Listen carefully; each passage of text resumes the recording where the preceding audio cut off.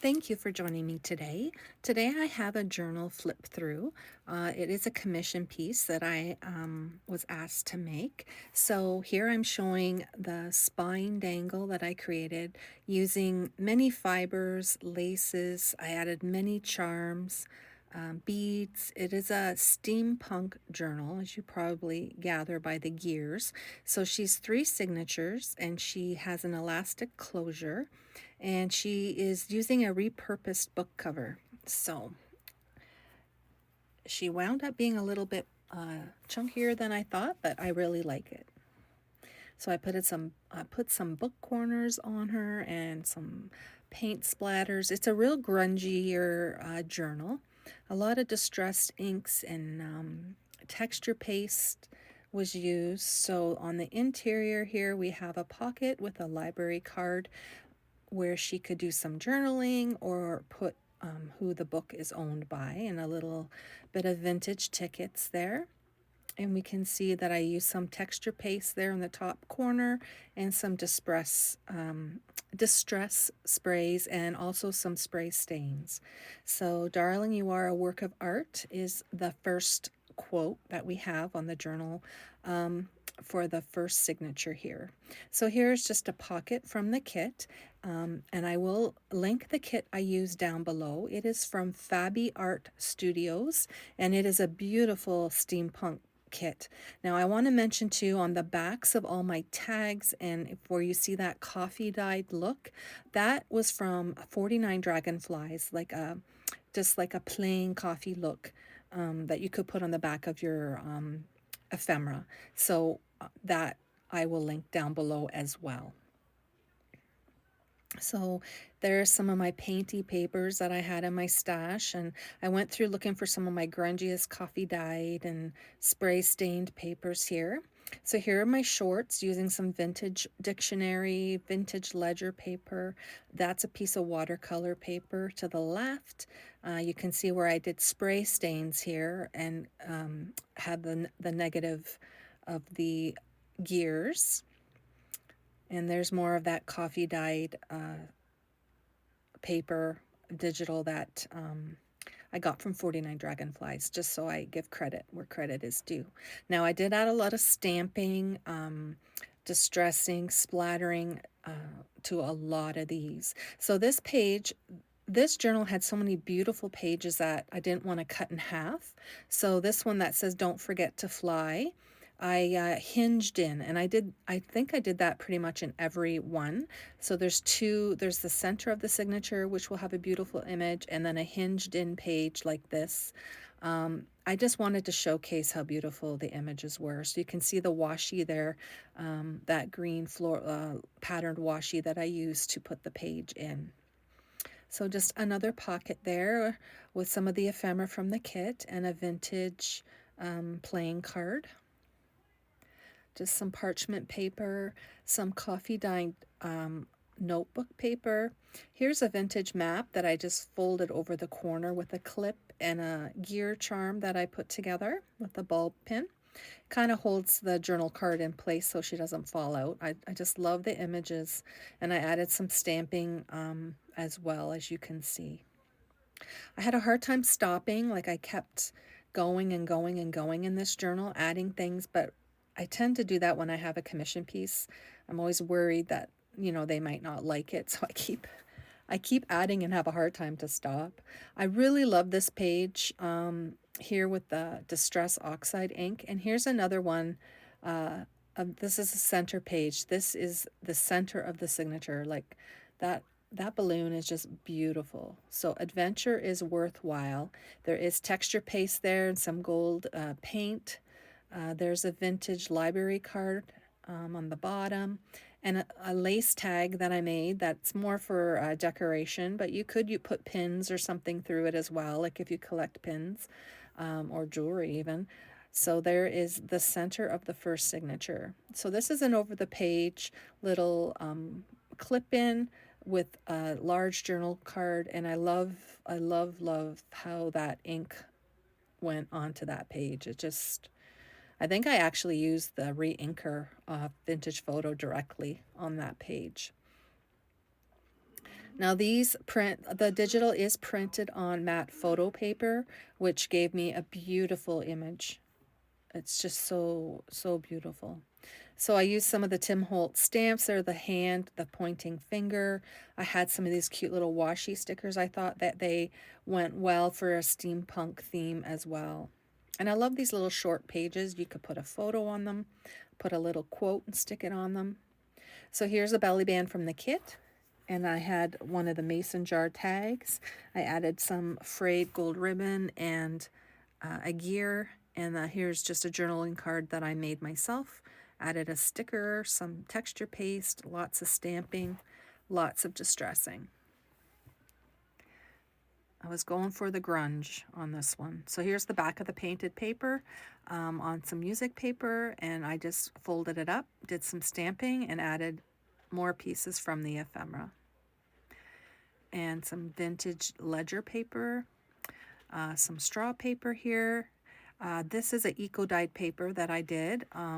The texture on them is just so, the feel of them is so awesome. So here's a large journal card with some texture paste and the little boy here who I view as the pilot of that airplane. And there's the back of that eco-dyed paper, just some embossed paper there. And this is the end of the first signature. Again, lots of texture paste and inks. This is a writing board that I created because she is a little bit thicker. You may need a writing board to get in behind the pages just so you can write comfortably. It's very doable. And here's the first page of the next signature. Life was meant for a great adventure. A beautiful sailboat there. And some more of that coffee dyed paper from 49 Dragonflies that back that page. So here's another piece of the eco dyed paper. In the background, you can see more of the leaves and the florals. And I just thought the grunge of it all went so beautifully in this journal.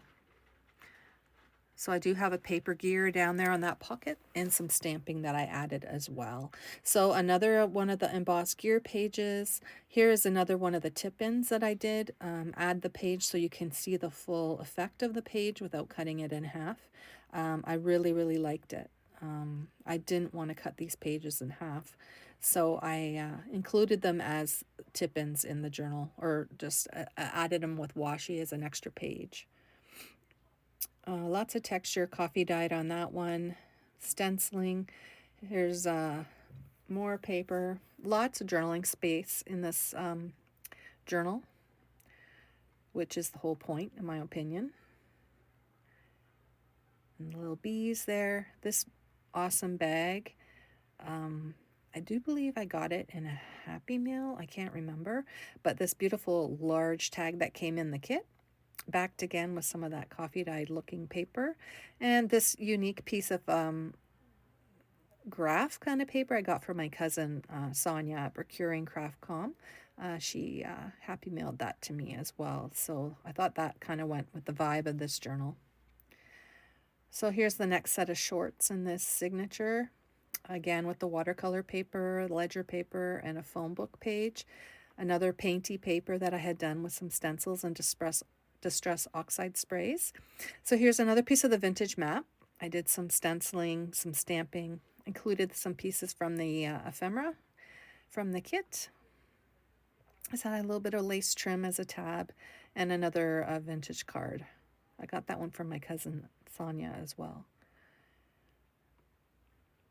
So this is a page I included in the journal that was like a stamp off page when I was making my bee journal for my 1,000 subscriber giveaway. And I thought the abstract look of it went well, and I liked the little sentiments on it, so I included it in the journal. It's a coffee dyed page. So this one I put on with a side pocket. This is Roxy's weekly challenge pocket made from Book Page. And there's some paper gears and lots of stamping, splattering. There's a little bit of cheesecloth on that one. So I have these stickers. I bought a sticker book, and I thought these ones just went so awesome in this journal. They look so steampunk. So this one is the center of the signature. replace fear of the unknown with curiosity, and I thought with that little cat, it worked well. Another lace tag, I have one in each of the center signatures. And this one has texture paste, a lot of the Distress Oxide ink, and I put lace on the middle of each signature. Now I am noticing as I'm going through this flip through, I haven't put anything on my signature strings yet, which I will do. So that page there is inspired by Rhonda without an H. She's no longer with us, but I loved her idea of putting an old book page in a piece of like waxy paper and sewing it around. So that was an ode and honor to her. Here's a large piece of scrapbooking paper that I made into a tag, and just using a front cover of a book page, and again some vintage graph paper. No, not graph paper, ledger. There's the other half of that little B page. More stenciling and distressing. The back half of that textured embossed page. I just love how that gives a pop of color. You could put a photo on there if you want. So that is an eco-dyed page there again. A pocket from the kit. I added a butterfly with a bit of a gear. One of the large red tags, I just put some writing paper on the back. And a more ephemera from the kit that I tried to load this journal up with lots of writing space, and I did. I used every piece of ephemera that came with the kit. This is a piece of true bingo vintage, a vintage bingo card, I should say. It's not a digital, and I just took my sandpaper to it to kind of scratch it up a bit. So there's the end of the second signature, and again you can see the texture paste and the distress ink, and the beginning of the next one. Ordinary people can do extraordinary things.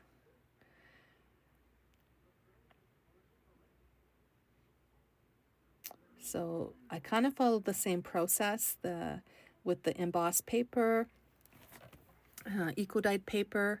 This was something I did near the end of the journal. I found a couple photos that looked steampunky, and I put them over top of my embossing folder that had gears on them, and I used sandpaper to bring out the gears on the photo, and got rid of a lot of the glossiness and really grunged it up, and I just love how it turned out. So I included it in the journal here and just put an index card on the back so she could journal on it.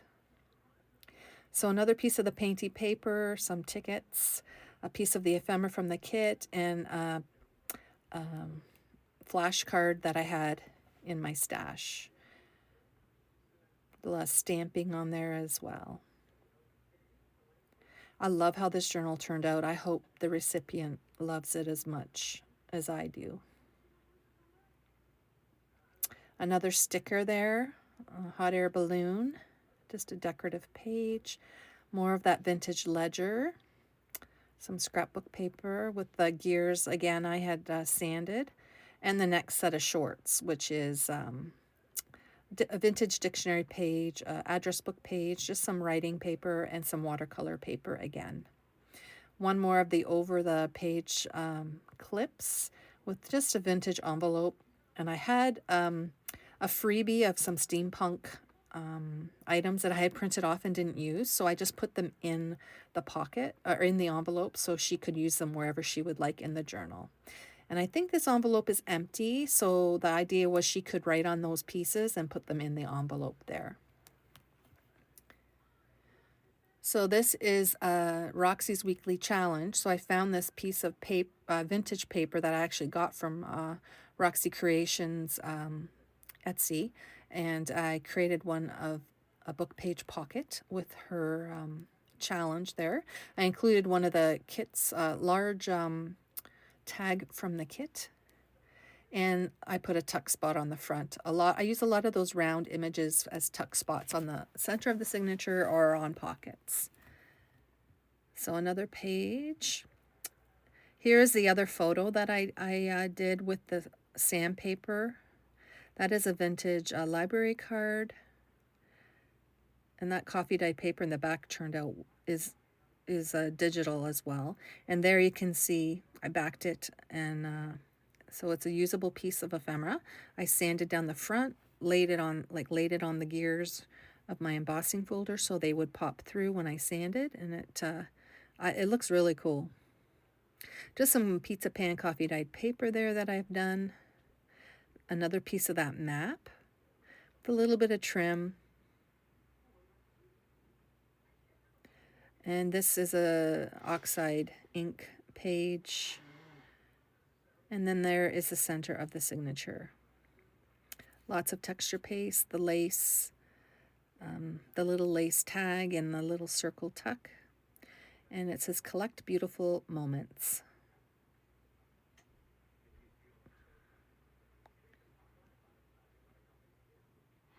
I love that green spray. I just think it's so pretty. This is a Roxy's challenge as well. It was a flip out tag pocket, I think. So there goes an envelope. In there is a tag with the balloon on it. I put a gear in that frayed gold ribbon pocket. Took a couple more of the tags from the kit. And the flip out part, you could have had the one inside part for journaling, but I just used the double tag so it had some interest. More of that coffee dyed paper. This is the digital backing. I just put some splatters on it. And here's another large tag. I just love how grungy it is. I could have kept going, but I had to force myself to stop. And a cute little tag there. And I added a lot of stamping on those as well.